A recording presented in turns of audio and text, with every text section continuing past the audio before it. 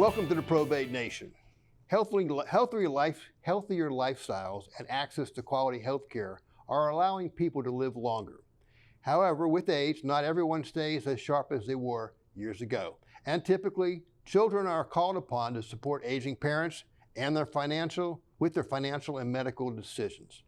Unfortunately, most folks have not signed important legal paperwork officially authorizing that support. So those children are not able to provide that financial and medical decision-making help that a parent might need. Instead, they have to head to court to obtain that legal authorization. Over the course of 2 shows, we will cover the legal procedure in Fairfax County to obtain that authority as a court-appointed guardian and conservator. We are very lucky to have 2 local attorneys with expertise and experience in obtaining that authority for their clients. They will be our guides as to the do's and don'ts in seeking this authority, and we will hear about the typical issues that come up and dangers to steer clear of if you decide to get on what we call the living probate train. Let me introduce our guest. Our first guest is an attorney at the Fairfax and Leesburg law firm of McCandless and Lillard. Her practice focuses on estate planning, estate and trust administration, adult guardianships, and fiduciary litigation. She is co-chair of the Fairfax Bar Association Wills, Trust, and Estate Section, and chair of the Virginia Bar Association Young Lawyer Division Legislative Committee. She's also a member of the Virginia Academy of Elder Law Attorneys called VALA. Our second guest is an attorney and one of the founding principals of Ruttenberg Dickerson, a law firm in Tysons Corner, Virginia. She has a diverse litigation practice which includes probate, trust, and estate matters, guardianships, and fiduciary litigation. She has tried cases throughout Northern Virginia and the District of Columbia, as well as a number of administrative entities as well. She is a fellow of the Virginia Law Foundation and a member of the Virginia State Bar Council, and serves as a commissioner of Judicial Inquiry and Review Commission. Please welcome Catherine Swain and Catherine Dickerson. Ladies, impressive credentials, and I'm delighted to have you guys as guests today. Catherine Swain, I'm going to come to you as we get started. We talked about at my opening, what are some of those important medical decision-making documents that someone should execute? Well, Richard, thank you for having me, and I'm excited to talk with you today. Some of the most important medical documents that an individual can have while they still have capacity to execute them are the Advanced Medical Directive, and what can either be a separate document or contained within that is the living will, and then a HIPAA authorization. The Advanced Medical Directive allows an individual to name an agent who can step into their shoes and make decisions on their behalf for healthcare and medical issues. The HIPAA authorization is necessary for anybody who's over the age of 18, because when we hit 18, HIPAA kicks in and protects our private medical information. And then the living will is what's colloquially known as the pull the plug document. That allows somebody to choose whether or not they'd like to stay on life support if the need arises. And it allows their agent in the healthcare power of attorney to make that decision for them along with their wishes. So that's very comprehensive on the medical side. I mean, if those things are not done, those are the important documents people should do. So what about some important financial decision-making documents that someone could execute before they become incapacitated? On the financial side, someone can execute what's known as a durable general power of attorney. And that means they've executed it while they've got capacity, and it stays in existence if they lose capacity. It's similar to the Advanced Medical Directive in that it names an agent to step into the shoes of the principal to act on their behalf, but the subject area is a little bit different. Rather than dealing with healthcare issues, the durable general financial power of attorney deals with financial issues, assets, businesses, and the like. Catherine Dickerson, I'm coming to you. Will the existence of these documents preclude the need to have a guardian or conservator appointed? Generally. And I appreciate that that may be a legal answer, but it's because you have to let people know that these documents exist. You have to let them know where to find these documents. You have to let them know that they've been named on these documents. Also, there are issues that may arise in the use of these documents. For example, if you don't have someone named as a backup and your primarily named person passes away or is no longer capable of serving, If the agent's not doing their job, you name someone as a fiduciary to take care of your financial assets, and they go skittering off with them. And also, you need to make sure that you have retained good copies of these documents. Sometimes they get smeared, sometimes they get water damaged, sometimes they get changed. And so we often have competing documents where two people have durable powers of attorney, and it's which is second in time. So yes, having the documents is a good first step. And that's great advice, because if we don't know they exist or we can't find them, then what good are they, right? So Catherine Dickerson, I'm going to stay with you. If someone becomes incapacitated such that they no longer have the ability to make medical decisions for themselves or make financial decisions, and they do not have those legal documents, who can make those decisions? No one. Sadly, no one can make those decisions. Now, there are certain institutions, for example, hospitals and whatnot, that may permit a spouse or a child to make emergency decisions, with the caveat that that person intends to be appointed. But until such time as there is an appointment, there's no one who can make those decisions. Well, that's important. So there, from a medical perspective, we might have some ability to kind of solve the problem in the short term. How about for the financial though? Is there any is the financial document, anything can be done with finances if you don't have that power of attorney? Well, and again, this is where we have the yes-ish question, right? If you have a jointly titled account, depending on how that account is titled, the other account holder may be able to exercise some authority over those monies.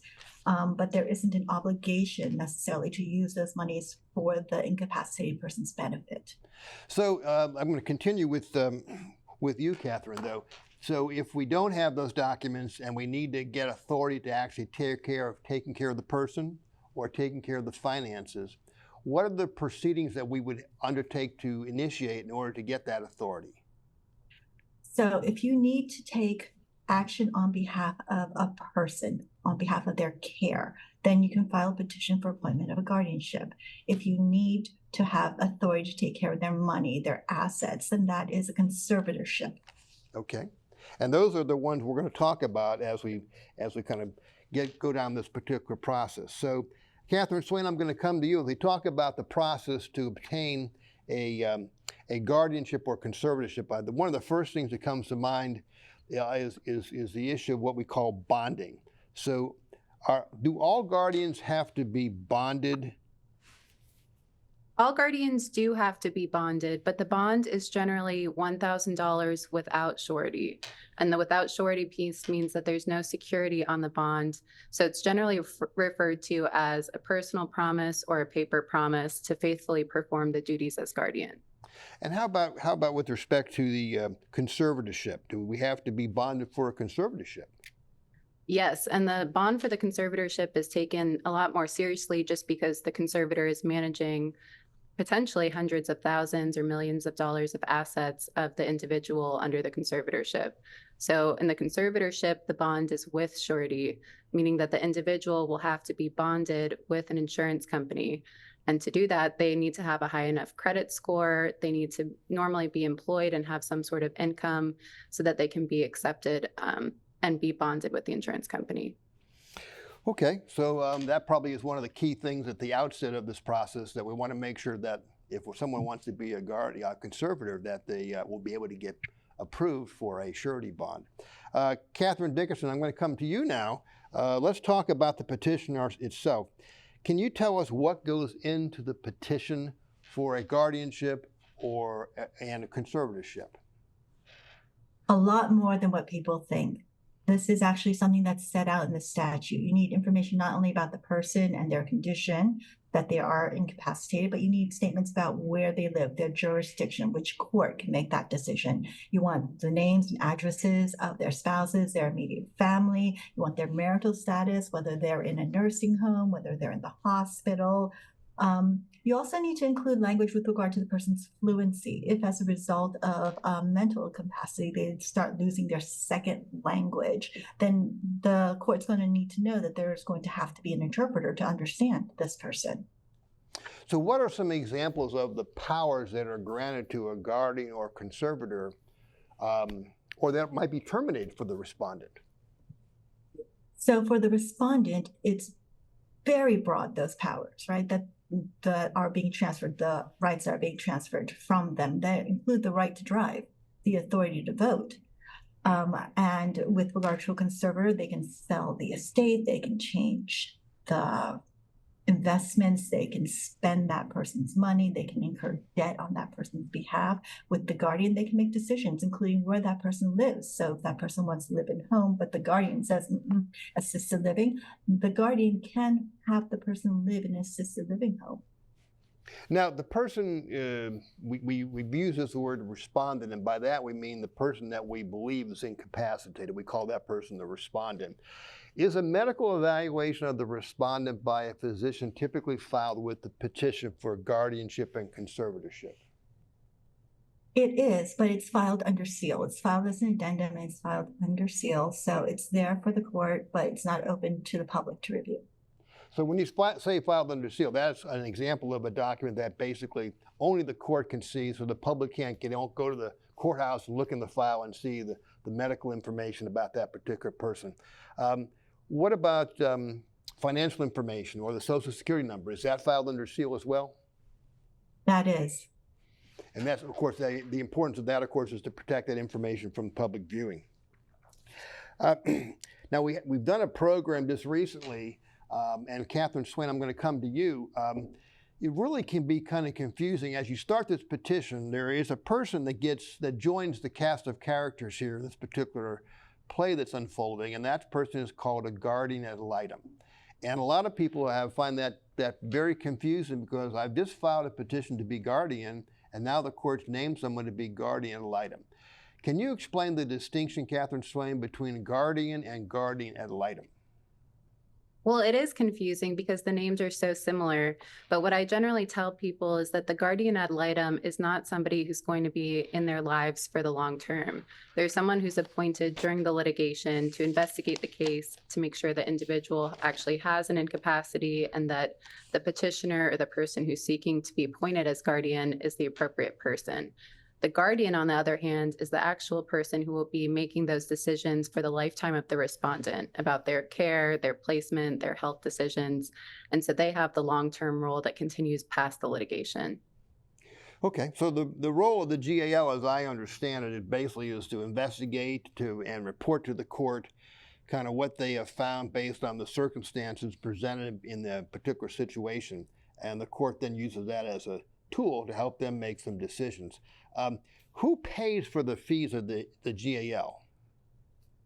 The fees of the GAL are generally covered by the estate of the respondent, but there's a difference there when the respondent is declared indigent. So when they don't have enough money by statute to pay for the fees of the GAL, then the Commonwealth of Virginia will pay for those fees. Okay. Catherine Dickerson, I'm going to come back to you now, because we filed our petition. We've done things properly. We've got the GAL appointed. They're doing their work. Let's talk about the court hearing. How long does it typically, after we file the petition, how long does it typically take before a uncontested matter can be heard by the court? Well, I'm glad you caveated that, because with an uncontested matter, it can generally be heard between 6 to 8 weeks, depending on how quickly the GAL can get their report and their investigation done. Okay. And who needs to be appear in court, though, when we actually show up for that? Because that hearing is generally held on the 9 o'clock docket in Fairfax on a Friday. So who has to show up for that uncontested hearing? Generally, the people who have to show up are the petitioner, the petitioner's counsel, if they have one, and the guardian ad litem. Okay. And how long does that uncontested hearing normally last?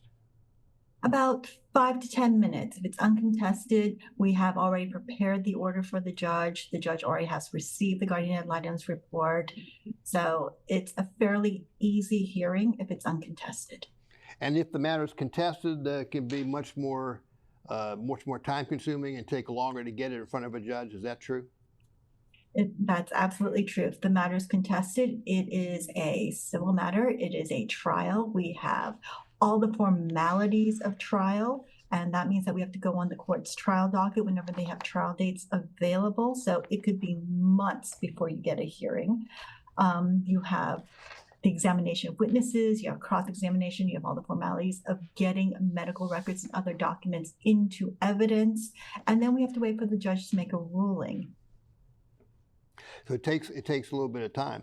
I'm going to jump ahead here because we now have been to court. I'm going to go back to Catherine Swain and talk a little bit about the court order. Is the court order some form document that the judge simply stamps as approved, or is there special language that needs to go in those orders? Well, it's not a one-size-fits-all document. It can't just be stamped as approved. And unfortunately, there are a lot of details and nuances that must go into the order. The statutes regulate exactly what language needs to be included, but they also go so far as to regulate the font size and certain provisions that need to be bolded. So this is very difficult for somebody who's navigating this without legal counsel. And not only does the statute dictate certain things that must be required in the order, but there are also individual powers and authorities that would go in on a case-by-case basis. For example, if someone needs estate planning authorities, that's a specific power that would need to be put into the order. Same thing with management of real property and specific assets. So it's something that needs to be evaluated once the individual knows exactly which assets the person under conservatorship will have, or what needs the person under guardianship will have, to ensure that the order not only gives the guardian and conservator the appropriate powers, but that it complies with the law and has all of the required parts of the order. So, let's say the judge signs the order, okay? Do I now have authority to do everything that the order allows? I mean, am I now empowered to act, or do I have to do some additional steps? There's a second step. So the petitioner or the proposed guardian and conservator, once they get that order, that's step one. And then they need to be appointed as guardian with the probate clerk, and they qualify with the probate clerk in order to fulfill the appointment process. With the probate clerk, they'll get certificates of qualification, and those are sort of like the golden tickets for them to access the individual's records, to make decisions on their behalf, and to generally act as guardian or conservator. So the probate office, though, is kind of the gatekeeper, though, to make sure the order says all the right things as required by statute. So have you found that sometimes you show up with that order and then they say, well, you need to do this, this, and this, and you got to go back up to the judge and have them edit the order? Have you found that to be the case? Yes, the probate clerks are very diligent, and they sometimes do find something that the judge has missed. So the judge may have signed an order after approval and review by his or her law clerk and by the judge himself. But then once we get to the probate office, the probate clerk may find an additional item missing or something that needs to be clarified. If that happens, generally, if we're doing the qualification appointment on the same day as the hearing, we're sometimes able to go back up to the judge and get that corrected. But if there's a delay in the qualification appointment, we may have to reschedule a hearing with the judge because that appointment can't go forward until the judge signs off on a correct order. Yes, it's very important. That order does become a bit challenging if it's not. I know the judges are very sensitive to that now because they know that things get sent back up to them.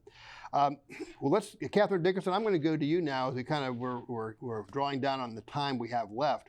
Tell me a little bit about some of the common problems and pitfalls, at least based on our discussion so far, that you've encountered or that you see occur as people try to get appointed guardian or conservator in Fairfax County. I think primarily people don't communicate, and that's the biggest issue. They don't know where the person's assets are, the respondent's assets are. They have not communicated with their family members or other people who may be involved, and they are trying to do things unilaterally. So they have a friend, someone else who's been through the process a year or two ago, and so they're just going to copy their petition, failing to appreciate the law does change, and every year there may be new or different statutory requirements with regard to those petitions. They also haven't spoken with the respondent for this specific purpose. They haven't sat their parent down and said, if this happens, what would you like to have happen? Well, I think your point is well taken because just last year, I guess in July of last year, they instituted that new requirement that we have to have a review hearing 1 year after, within about a year after you have the initial appointment. And so a lot of people are not prepared for that. And they show up with an order that doesn't provide for that, and that has to be addressed. Well, I think we're now at the stage where I want to get some closing comments from each of you. Catherine Dickerson, I'm going to stay with you since we have the camera on you, and ask you if you would just kind of give some closing comments, pitfalls, suggestions, and little nuggets you might want to share based upon what we discussed so far. When people begin this process, often they're in a time of crisis. They're not expecting that their loved one has developed or they've recognized incapacity in that loved one. And so they're scrambling. To the extent they can have periodic general conversations with people who may be expected to be incompetent in the near future prior to the crisis occurring, that would be in everyone's benefit. Sometimes this happens after a stroke or some medical crisis that causes incapacity. And, a little pre-work would be really good in relieving the stress and making sure it's a very organized and stress-free event. Very much so. Catherine Swain, how about yourself? Some final thoughts you would like to share with our viewers based on our discussion so far tonight? Yes, I'll piggyback off of that comment to make sure that advanced medical directives and durable general powers of attorney are in place for elderly parents or other family members that may need this in the future. But if the individual does have to go through a guardianship or conservatorship, don't try to go at this alone. Do hire professionals to assist you, because there are too many areas where there are nuances and there are legal requirements that you just may not be familiar with if you're not a legal professional. The last thing I would say is get as much information as you can before filing suit. Try to figure out the nature, the full extent of the individual's incapacity, and also find out about their assets, their debts, the things that may require additional powers if you ultimately get to the order for the guardianship and conservatorship. I want to thank you both for those closing comments. I think probably that I take away from that as well. I think the key is sharing information. And a lot of times parents like to keep things very secret, and they don't want people to know what they're doing or what they have. And yet, if you can't find the documents, if you don't know what they have, you're spending so much time doing an exercise of reconstruction to figure out what you need to do based on the information in that situation. So yes, sharing information early on is really, really important. And probably sharing that information with your attorney along the way so they have that as well. So good ideas. Guys, I want to thank you both. Wonderful sessions this evening, great public service, talking about at least the first steps about how we go about to apply to get appointed guardian and conservator in Fairfax County. So I want to thank you again for that public service, and I hope I can twist your elbow to come back for the part 2 and help you explain further how this whole process ends up. So thank you again for all the time. Thank you. If you need to get legal authority as a guardian and conservator in order to handle the care and finances of a loved one, our guests have done an excellent job in part 1 of explaining the process that is involved. Clearly, there are numerous steps to take to get your request to court so a judge can rule, and many of those steps deal with legal requirements in the documents to be filed. So I would urge you to have an attorney assist you with this process. But the show tonight is only the beginning of the discussion. In part 2, our guests will complete your education as you head to the probate office to get officially qualified to serve, and then make your way to the train station to board the living probate train, where you will begin handling ongoing duties and reporting requirements. We encourage you to tune in for part 2. This concludes our show this evening. We hope you found it informative. Just a reminder that replays of this show can be viewed on the Probate Nation website and YouTube channel. And if you want to receive monthly guardianship, conservatorship, estate administration, and probate tips, please sign up for the free Probate Nation newsletter. Until next time, I am Richard Ruddy, and this is the Probate Nation.